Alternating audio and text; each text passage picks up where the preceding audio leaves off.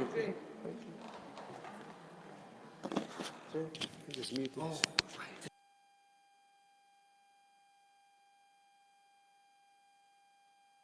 Live? You can, I don't have to introduce the third. No, we're We have good. some things we want to give you at the end, though, so. Oh. Thank you, Father.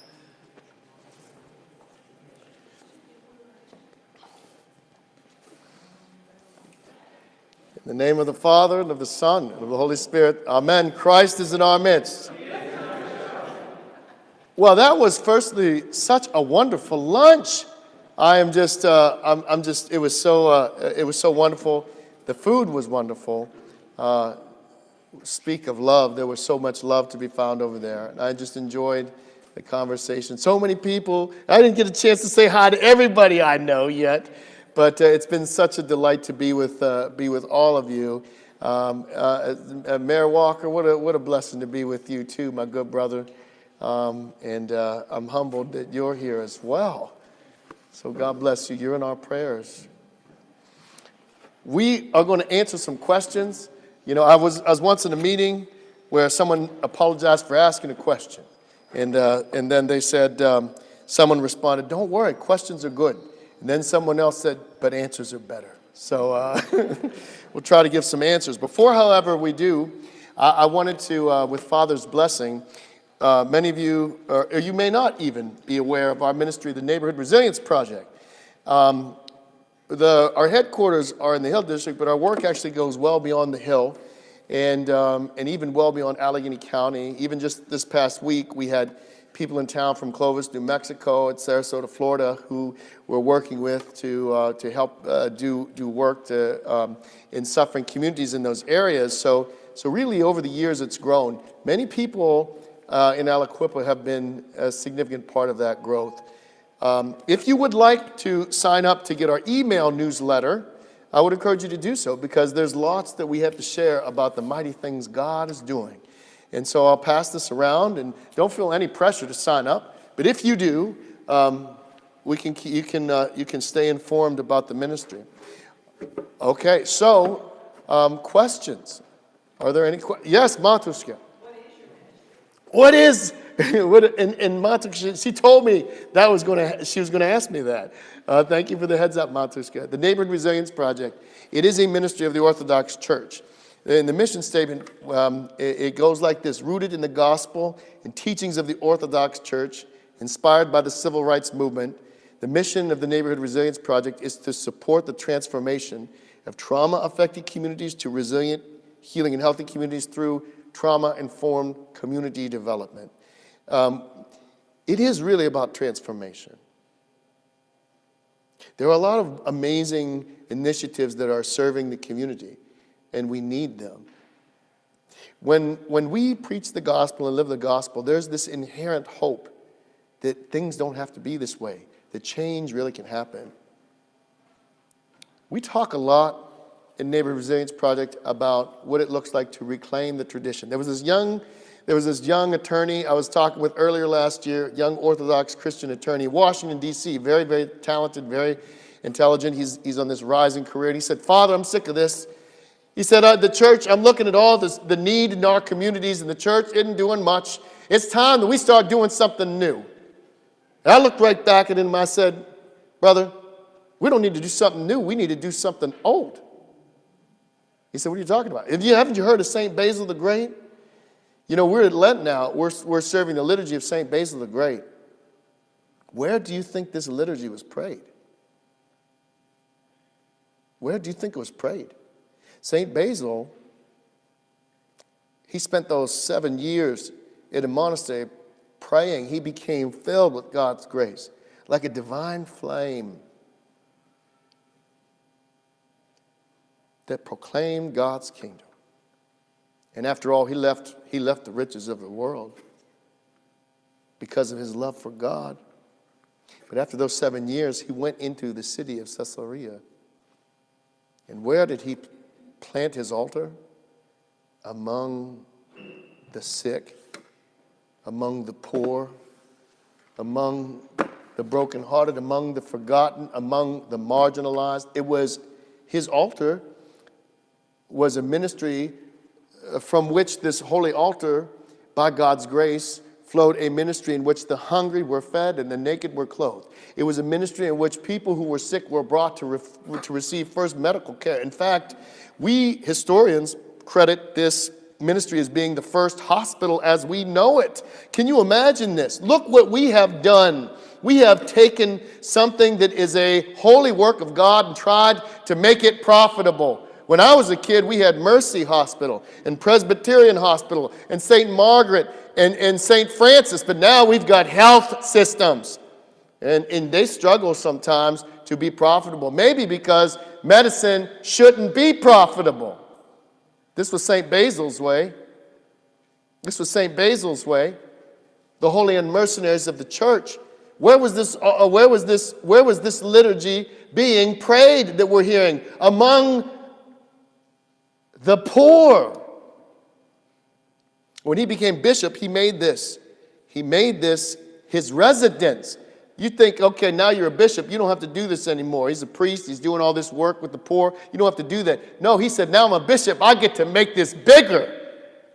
We call that the Basiliade. This is what it's known, or the Basiliade in English. And let me tell you something about St. Basil. It wasn't just about serving, no. St. Basil believed, because of this Eucharistic reality of heaven on earth, he believed that from these altars, the entire city itself would change. His best friend was, of course, St. Gregory the theologian. And St. Gregory, he said in this funeral eulogy of St. Basil, he said, come away from the city a little way, and you will see the new city. A city that begins to reflect the characteristics of God's kingdom. That was St. Basil's vision, all come from that altar. And we sadly pray that same liturgy. We celebrate that same liturgy, but we don't have that same vision for our communities. That is our tradition. That is our tradition. And the Ottomans tried to separate us from it. Because you know what they knew? I believe they knew well in their hearts the truth of the epistle of St. James. The faith without works is dead. They knew they couldn't separate us from our music. They knew that we liked our incense too much. They knew that it would be hard to take the icons down from our walls, but maybe, just maybe, they could stop us from serving the poor, from ministering to our communities, from proclaiming a heaven reality among the broken and marginalized. Maybe if they did that, they could kill our faith. For us, Neighborhood Resilience Project is to reclaim that tradition, to reclaim the tradition. It is about the new city. It is about a city that reflects the characteristics of God's kingdom. And it's possible because, as our Lord has taught us, that with God all things are possible. We have 3 areas of ministry by which we advance this ministry of transformation. Community support, this is where we're engaging people in crisis. This is where we're feeding children on the weekend. I know there are children who are not eating out here. In Allegheny County, we feed 1,500 children every weekend, 6 meals. We have a food pantry. We have a clothing pantry. And we're the #1 referral for emergency relief in Allegheny County. People who are facing eviction, need help with lights and gas and rent, these kinds of things. Where are they going to go? Where are they going to go? People who are running from different kinds of abuse and people who are suffering in some kind of addiction, where are they going to go? Well, we have a ministry that's set up to receive people in crisis and minister to people in crisis. Well, then we start working on how we're going to help heal our community, health and well-being, how we're going to work on healing our community.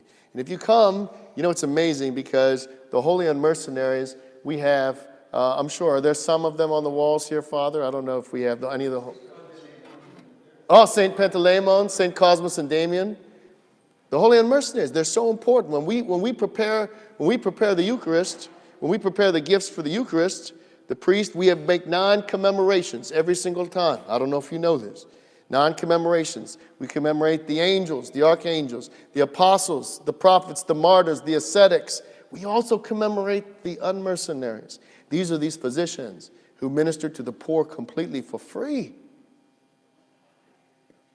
Look, they're on the walls of our church. They're in our windows.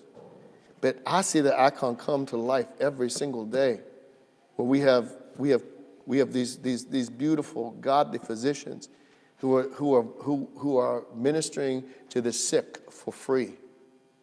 They're not paid. We have 23 of them now. And when I say they don't just come to the clinic, people, we provide their medicine for free, their lab work for free, their procedures, their tests are free. And we even work with the local hospital so that if they need surgeries, those are free too, because people can't afford that. People are talking a lot about how many people are going to lose their health insurance over the next year, and it's going to happen. Well, guess what? This is what God would have us do. This is the work of the church. People have known us across the country for these, we call them micro-community interventions, because how is that vision really made manifest out in our communities? And we've been able to look and say, in all the community, where is all the pain concentrated? You know, in Allegheny County, we have 30,000 blocks. The gun violence happens on 0.3% of them. That's it. You know what that tells us in the church? That tells us where we got to be. Tells us where we've got to proclaim God's kingdom. Let me tell you something. We developed this whole strategy around a year-long intervention process. And we have a way to measure the impact of this on health and well-being in these areas. And every time we've done this, we have noticed the health and well-being has improved. The Upper Hill District, we have made, well, from the perspective of researchers, we had made it our pilot study. What I can tell you is when the first micro-community intervention, we call it block intervention, ended in 2017, we were looking at the data. The homicides go up and they spike in 2017. And after the first one ends, the homicide rate starts to drop until it hits 0. And in this area, we haven't had a single homicide for 5 years. Don't tell me it's not possible, because Christ said with God, all things are possible. We have a really robust public health initiative that's happening across the county with community health workers, community health deputies working on the social determinants of health. Everything from air filters to food insecurity to helping people, let's say, learn healthier lifestyles. And of course, in addition to all of that, we've been doing a whole lot of training. Like I said, we trained people from Sarasota, Florida, and Clovis, New Mexico, just this last week. We've trained people from Kansas City and Indianapolis. We have another training for specifically for Orthodox churches who are looking to do this Foundations of Parish Ministry that's coming up in May. We've trained Shoshone and Arapaho from Wind River Indian Reservation. And in June, we've got Northern Cheyenne that are coming to be with us. This is the work of the church. Some of you know the origin of this ministry from where we came. And God is amazing, what he's done and what he's doing. And we're doing a whole lot more. We believe God is calling us to a whole lot more. We now have a satellite in Clairton. It's funny because in Clairton, you know, there's an Orthodox church. Debbie Fekos, who was here just earlier, she goes to that. They have a liturgy twice a year. And I told her this morning, I said, I'm tell you why we end up in Clairton, because you all have that liturgy twice a year. That's exactly why we're there, because people are praying. In fact, city, you go into Clairton, it says, the sign says, going into the city of prayer. You say, people say, how'd you end up in Clairton? Well, people are praying. I don't know what else to tell you. This was no grand strategic move, but we're spreading, of course, across the county, and over this next year, we're going to, God willing, we're going to start to see neighborhood resilience projects also in different cities. There's an Orthodox group in Syracuse, New York, and the folks from Clovis, New Mexico, also Orthodox. There's no church in Clovis There's a small group of them who found Orthodoxy, traveled to Santa Fe, ended up getting baptized. There's no church in Clovis. But you know what there is in Clovis? A lot of pain. So they start doing this ministry. We build a relationship. We raise some money for them. We start teaching them how to do ministry in the community. There were 3 of them. Now they have reader services in which 24 people are attending. And over the next 2 weeks, 9 of them are going to be baptized in Santa Fe. This is the work of the church. Last year in Pittsburgh, in the greater Pittsburgh area, we served 23,000 people. The year before that was 20,000. So last year was an increase of 3,000 more. I'm sure it's going to be more this year coming. This is the work of the church. And, there's an old Arabic proverb. Instead of complaining about the darkness, light a candle. Well, we're going to be in Pascha in just a few short weeks. And Father's going to stand up here and say, come receive the light. That doesn't mean finally I can go home. There's a whole lot that comes after that point, my beloved. I'm not saying anybody does that. I'm just saying, I heard that it happens sometimes. Well, we received the light. Now it's for us to share with the whole world. As a brief aside, I don't know if you've all seen that, the Israelis, they shut down the Church of the Holy Sepulchre this year. They're not allowing the service of the Holy Fire to take place. God knows. They think they can stop that flame? They cannot. All right. Hopefully that was okay, Matushka. We got thank you for the question. Thank God bless you. Other questions? Yes? Do you take intake, like, on these, or your clients in a special income group? Do you take that information, or is the door's open for everybody? Really, the door is open for everybody. This is a wonderful question. Obviously, when we're trying to solve certain challenges, we want to be aware of, how much income people have, but it's certainly not a requirement. It's really amazing because one of the things, I didn't even mention this, one of the ministries that we have is we have a trauma response team that responds to homicides as a result of gun violence. So when someone's shot and killed, the question is what happens afterwards? Well, we send teams out there. Now we have a staff and they're volunteers, and I myself have been to many homicides. They go and we show up to help the community and the family heal after someone's been killed in the community.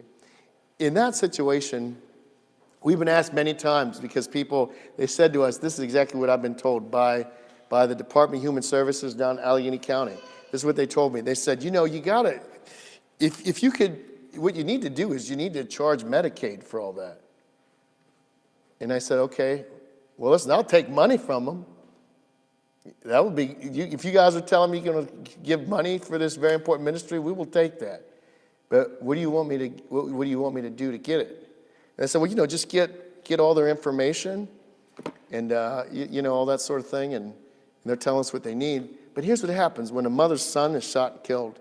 It's not the time to do an intake. I understand the value of the information. When people are coming in crisis and when they're crying. I remember this was a very dramatic moment. There was a woman who walked in. There was the night before. We have a dinner that happens every Wednesday where we offer a meal to the community. And actually, we have.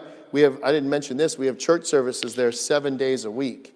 We have 7 days. We have at least one service. Many days we have 2 services there. 7 days a week.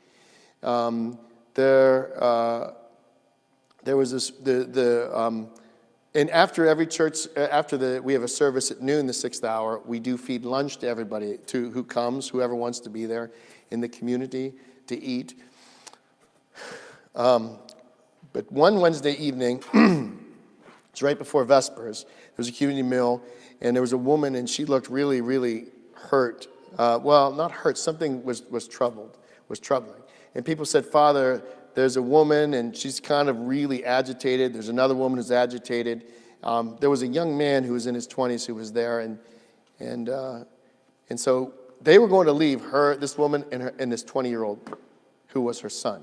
And she stopped me at the door, and she looked deep into my eyes, and she said, Father, I need you to pray for me. Pray for me and my son. I could tell when she said that something was wrong. I found myself the next morning deep in prayer, and while I was praying in my office for this woman, because she just didn't leave my heart, there was a knock on the door, and someone said, Father, you gotta come down here. Somebody's got a gun. So I went downstairs, and lo and behold, it was this woman. Her son, the night before, had beat her and threatened her. So early the next morning, when Orthros was going on, praying in the church,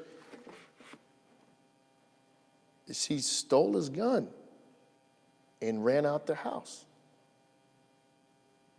Because this woman had to disappear. And she came in to church to give that gun away so that hopefully she could find some place to go where her son could not find her.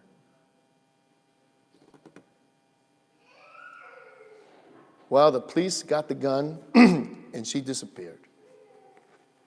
And, in times like that, intake's hard.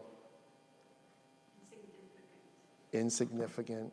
So we have to do, we want to do what we can, obviously get the information, but we can't do it in a way that undermines Christ's ministry, if that makes any sense. Thank you. Yes? Just a question regarding charity in general. Sometimes I find it very difficult, and I'm sure in your ministry you run across it as well. You don't quite know people's motives. When somebody hears that this priest or even this layman is very charitable and is giving out money, maybe I can keep going back, maybe I can tell my friends who are addicts or whatever, and you just a lot of times there's motives there, and I'm pretty sure the saints that I've read are pretty consistently say, give alms without asking. How do you handle it? Yes. There's a wonderful, I don't know if you have ever heard this story of St. John the Merciful, Patriarch of Alexandria. And there's a wonderful story when he was on his way to the church, and there was a guy who was begging for alms on his way, and his deacons and the priests and all that, they were dispossession to the church, deacons and the priests, and this guy was begging for money. So St. John, he reaches in his pocket and he gave the guy money. So the guy took the money, and then he ran like 100 yards down the line, and when they walked out there he was again. He's like, hey, can I have some money? So St. John reached in his pocket asking for money. Now the clergy are with him. They're like, maybe he doesn't know this is the same guy. Okay, maybe he doesn't know this is the same guy. Now this guy gets the money a second time, and he gets running down the line again. And there he is again. He's standing down a little ways, and St. John's walking. He's saying, can I have some money? So St. John reaches in his pocket, gives him money again. Now his clergy are thinking, he done lost his mind. We got to help the bishop out, because he's confused, So they said to him, they watch him give the money, and one of his clergy said to him, listen, Master, that's the same guy. You keep giving that guy money. We just can't do this. St. John said to him, don't ever tell me that. What if that guy's Christ testing me? Let me give him the money. Now, Jesus also said, be innocent as doves and wise as serpents. People always want to know, what is the formula? Well, you know what the formula is? You got to pray. But let me say this. A lot of times, the mistake that people make is the disposition, the general bias they enter into the situation with is generally the bias not to give. And oftentimes, you can see this, even the way that we structure many of our services. You have to prove to me that you need it. In the church, it's completely the opposite. Every encounter we enter with a bias to give. And our bias and our disposition should be, you have to mess this up real good for me not to give this to you. The bias has to be to give. It's the opposite. It's not, you got to prove me that you need it. No. You have to show me uncharacteristically that you don't need it. And let me tell you something else. If someone has like a lot of money and they come asking for money and you're thinking they don't need it, well, maybe they don't need the money, but they need something. If somebody walks through that door asking, if somebody comes up asking you for something, I'm telling you something is wrong. You're thinking only, man, they got enough money, they don't need money. Something's wrong. They might not need money, they need something else. I'm telling you, nobody who is completely healthy, nobody who is completely well is going to stop you on the street and ask you for money. That's not happening. And money itself is not what makes us well. It's not what makes us whole. There have been many times when there was this one example where there was a guy he was a crack addict. He would come and he would get food, and then he'd go out there and he'd sell the food. But then he'd come back, he'd get food, and he'd sell it, these things. Well, we're not naive. We're not naive. But every time he would come for food, we would just talk to him. We got to know his name. We looked him right in the eye. We treated him with love and respect. Every single time he came back, the relationship went deeper and deeper and deeper. Much to his surprise, like he was so unaccustomed to, he just did not feel judged. This went on for months. One day he comes to me after all this. And of course, the expectation is he's going to go for food. But this time, that's not what he came for. This time he came because he knew he was a slave to crack. Do you know how many people, they do things, but they don't want to do them? We like their judgments about their character. They do things, they're stealing money from their own family to get drugs. Like that's what they want to do. They can't help themselves. They are slaves. The church talks about slavery to sin. That's exactly what this is. Can you imagine? Maybe we can relate. There are things that we do that we don't want to do. Sometimes people say, oh, well, you just got to teach them the difference between right and wrong. I wish it was that easy. Because I'm going to tell you something. There's a lot of times where we know what's right and still do wrong. Even in the middle of the wrong, we might even be thinking, this is wrong, and yet we continue. This is a slavery. And this man had sense enough to know that he was a slave. But even more importantly, what he had learned through the love of Christ in the church is that maybe the way to break those bonds was with God. And maybe it was the church herself that would finally help him meet that God. He said, you got to do whatever you got to do. Get me off this stuff. And I remember the day we sent him away to, there were these Christian guys, they were involved with Narcotics Anonymous, Alcoholics Anonymous, and they were out in Uniontown.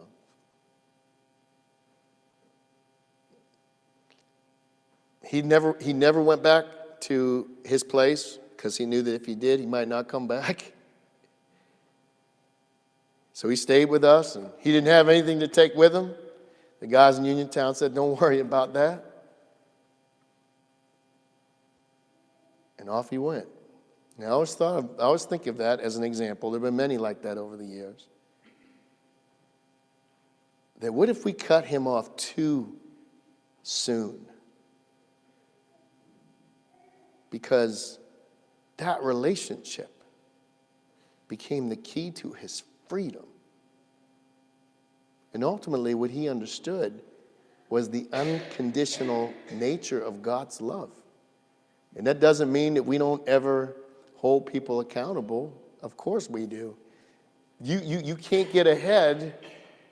You can't succeed in the ministry if you're not savvy. We're not naive. We're not at all naive. We know.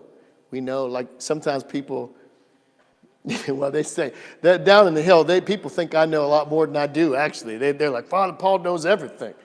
I really don't know everything. Although people tell me a lot of things, I will say. I know a lot of things. People know. They know. There's nothing naive here. And when they know that you're not naive, you just love. They know they're not fooling you. That you can't fool him. You can't fool her. You're not going to fool them. They're just going to love you. I know you're a crack addict. I know all that. I know you're a prostitute. Telling me like I don't know. I know all that. You do? Yes. But the image of God is in you. And if every time people ask you for something, you use it as an opportunity to venerate an icon, that's all you have to ask. That's more important even than should I or shouldn't I give. You got to venerate that icon. If that's the question you ask, you'll be all right.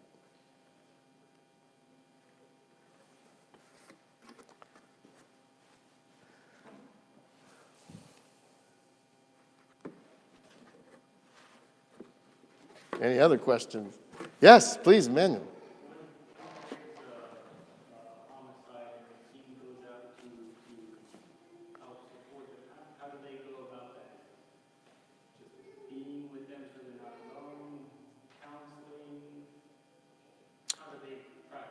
That's a great question. Wonderful question. Well, certainly before we go to every homicide, it does begin with prayer. And I will tell you, when we started going to homicides, it was really powerful because, like you're going to a murder scene, it's not going to be easy. But what happens is when you pray, like we're all going to pray, you might even be like half asleep in the church. You're like, doggone, man, I got to go to church without my coffee tomorrow. That's rough. You're half asleep. You're trying to do all your prayers. You're like, well, how many Lord have mercies are we on now? Oh, man. This is one of them 40 Lord have mercies. Oh, my Lord. Here we go. And you're just kind of trying to get through it. But you know what? When we say, everybody, let's go to a murder scene, people start praying different. You understand? People, when you say, let's pray, we're going to get out there. We don't know what we're getting into. Let's pray. People pray different. That's how it starts. We have to start by praying. The hope is that we can bring some grace into that situation. Everybody's formally trained in psychological first aid, mental health first aid, and public safety training. We're well trained, and we do all of the training. But everybody we send is well trained and certified after many hours of training.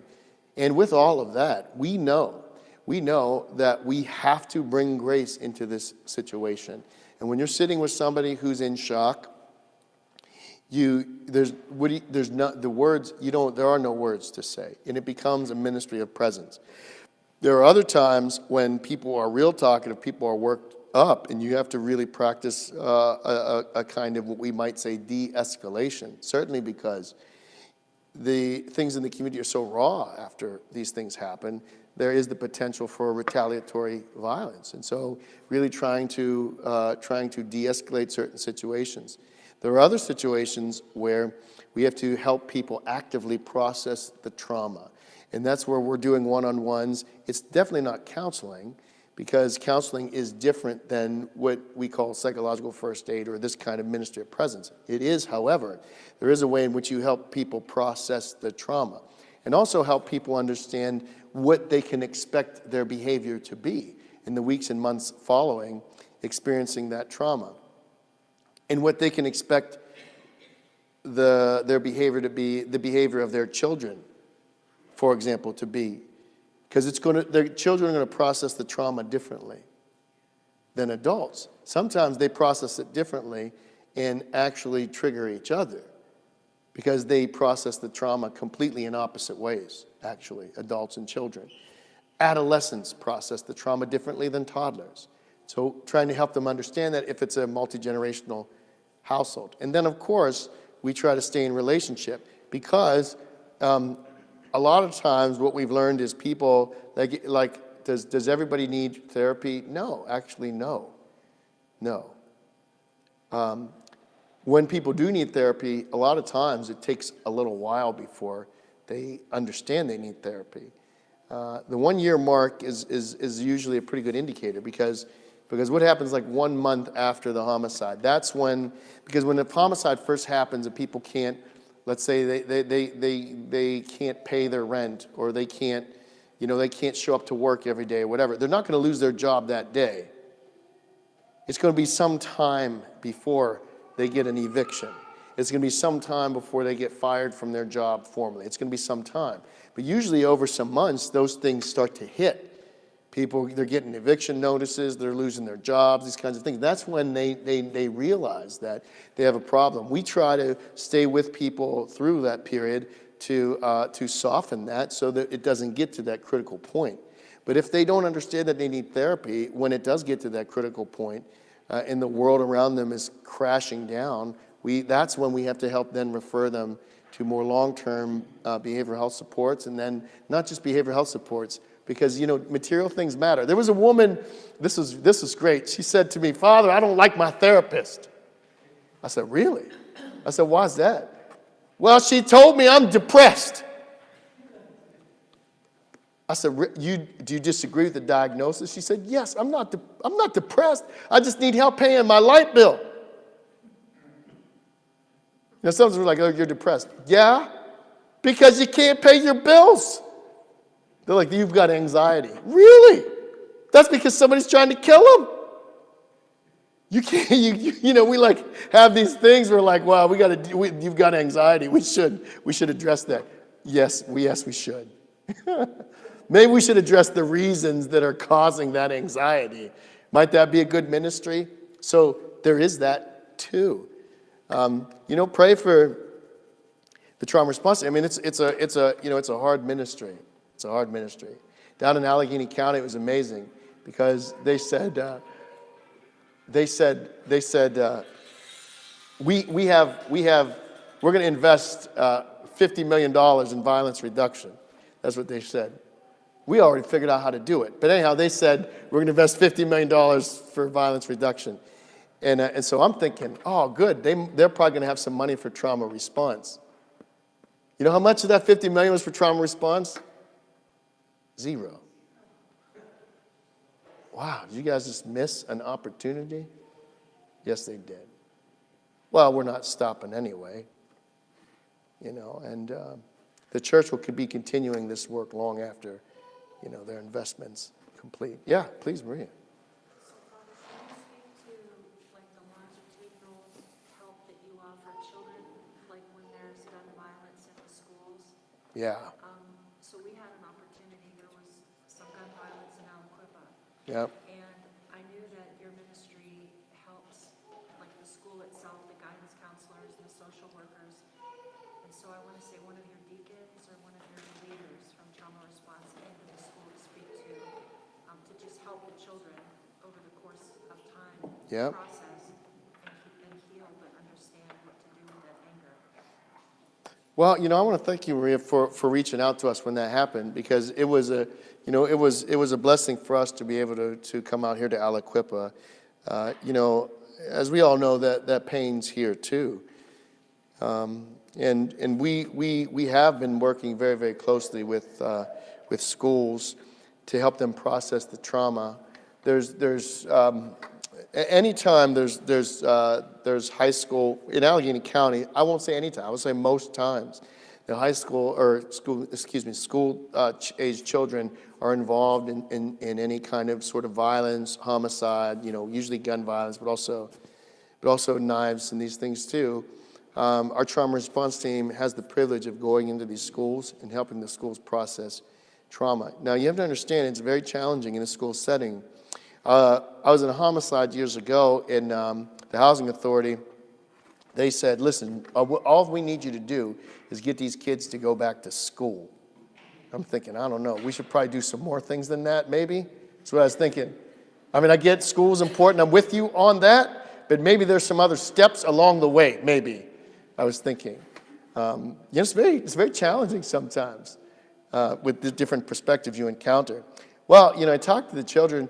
As it turns out, they were afraid because they themselves had witnessed a homicide, and the homicide that they witnessed was a man killing another man. It happened in their home.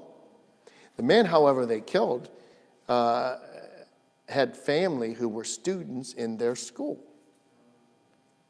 And they were saying, gosh, we don't feel safe going up there right now. One of the most interesting Vespers services we had. Vespers. And down there, like neighborhood kids, they'll just come into the church services. And this was Vespers. And I'm serving Vespers, I'm at the altar. And I got the sense, I don't know, when I was doing the sensing or something like that something was wrong. There were all these teenage kids from the neighborhood that came into the Vespers service. And so there was a subdeacon back there. I was like, get back there and figure this out. Some of you know Subdeacon Bistrat. You just send the subdeacon in. I don't know. I don't know what's going on. Subdeacon, get out there. And so he goes back, and I'm trying to figure out what it seemed like something was wrong. Well, as it turns out, there were two groups of kids. They came into the church independent of one another. They were all around the same age, and there were these two girls, one in either group. And what had happened was one girl, they didn't know each other would be in the church. One girl, her brother was shot and killed by the brother of another girl who came into church. Well, and we're in Vespers. I mean, that's pretty real. Well, it's like that in our schools. And our team has a lot of work that we do with schools in helping the schools process this trauma, helping the schools grieve properly or allow the children to grieve properly, or allow the staff to grieve properly, allow the possibility for additional supports to come in for the students, the families, the faculty, staff, to themselves get their own supports, their own healing. And you wouldn't believe, well, I'm sure you would, how ill-prepared our schools are for this.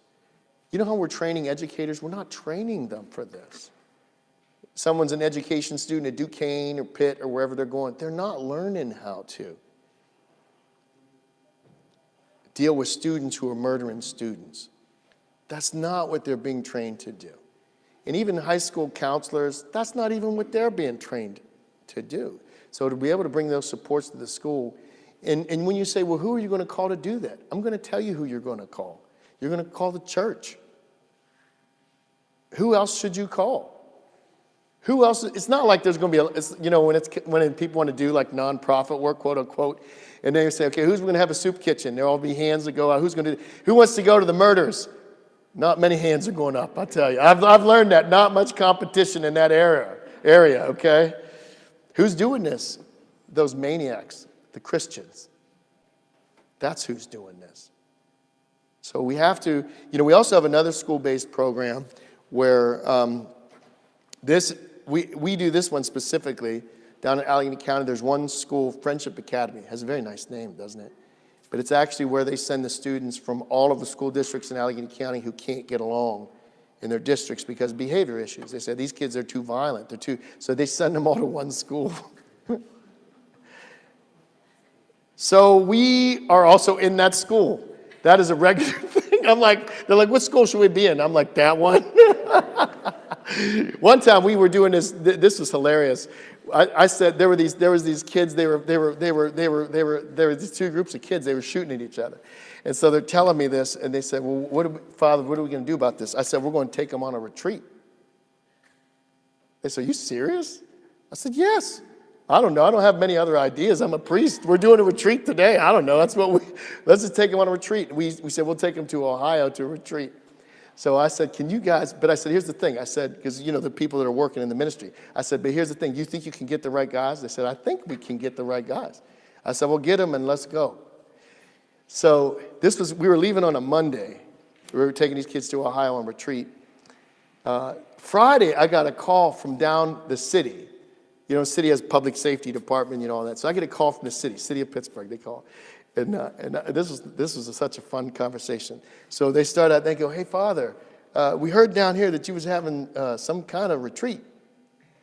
Is that true? I said, yeah. They said, well, okay, we also got the names that you're taking on a retreat. I said, and they're telling me the names. They said, are these the guys you're taking? I said, yeah. And they said, Father, are you going to be all right? I said, I don't know, but we're going to go see what happens. Let me tell you something. These guys, they became children. That's what they are. They're children. And they became children. Over 4 days, they came in all hard. But at the end of the fourth day, they're hugging on each other.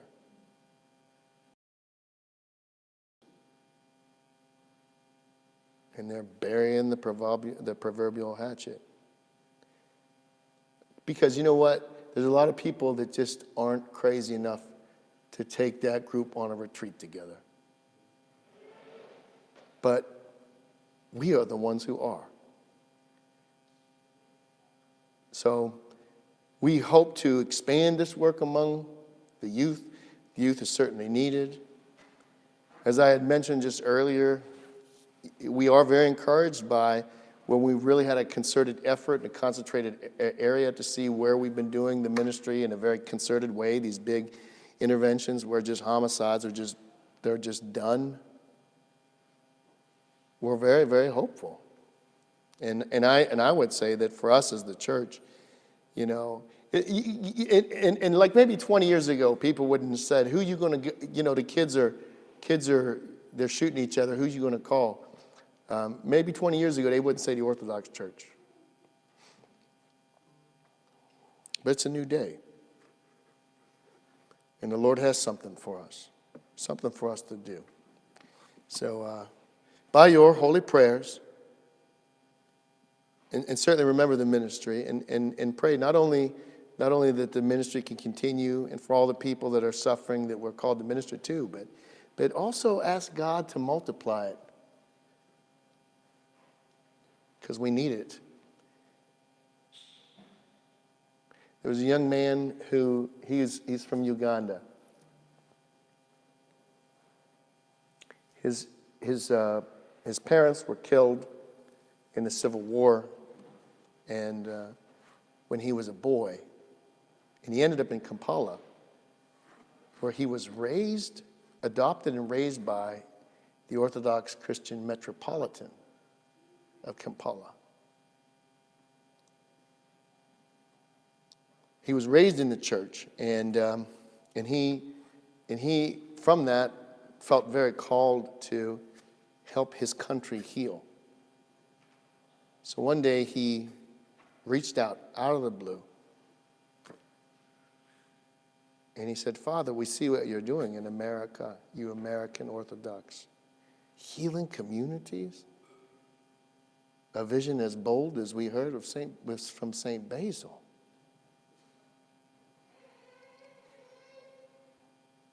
Can you Americans come here and help us heal too? We, he said, like you, are orthodox. And we, like you, he said, believe that it's only as a work of the church that we can heal. We haven't yet been able to raise enough money to send a team to Uganda, but believe me, it's on our heart. And the same with the Northern Cheyenne and Montana who are coming here. And I've seen the reservation myself. And I've seen the pain they're in. I've seen the poverty they live in. The suicides, the abductions. People who are drinking themselves to death. Are they not worthy of God's love? Is Aliquippa not worthy of God's love? The people of Uganda or the Hill District? Well, of course we know. They are all worthy of God's love. And we, my beloved, we are the ones who must be about that holy work. It has been such a blessing to be with all of you. It is 2:02. We are 2 minutes over schedule. But I can't thank you enough. And Father, thank you for your hospitality. And it's just such a blessing to be with all of you.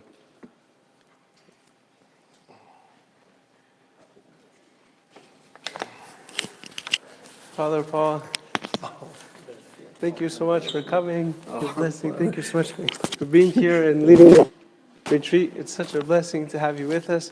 This is a collection that we did. It was kind of a surprise collection. We didn't know we were doing a collection because the church also prepared an envelope for you. So this is from the church. And then this is something for me. I didn't know if I should do this in private or not, so I'm just going to do it publicly. That sounds good. So we have here Christ crucified in St. Longinos, the soldier of Christ's side, and you spoke so beautifully moving. This is a piece of his bone, a relic for you to take, that you may have the grace of God through the saints with St. Longinos. I don't know if you already have his relic, but now you do. So thank you so much for giving us your time and speaking to us the words of Christ. And we're so grateful, and I hope this retreat has been beneficial to you, moving. I remember someone said, I was so moved by how you spoke, Father. And the response is like, well, where are you moved to? What did you do? Yeah, where did you go? You know, and so I hope it really is moving, that it doesn't just like stir your emotions, but it has an impactful effect. So thank you so much, Father, and God bless you. Thank you. Keep us in your prayers. Yes, Father, thank you. Look forward to having you again soon. God willing. Thank you. Manoli, would you cut off the live stream? So, Really something, yeah.